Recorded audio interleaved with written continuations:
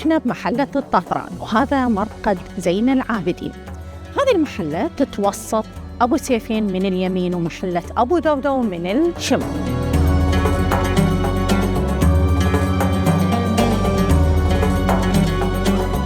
سموها الطاطران بمعنى التتر أو القطار اللي هو بمعنى بوسطجي أو ساعي البريد.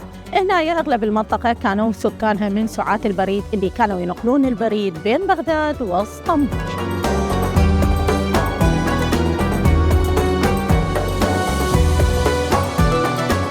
البيوت أغلبها قديمة ومبنية على الطراز البغدادي القديم اللي هي الشناشيد.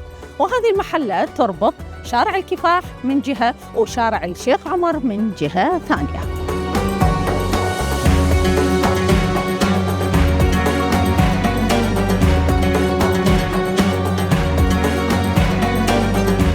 أغلب سكانها من الأكراد، المندلاوية، القرلوسية، الفيلي.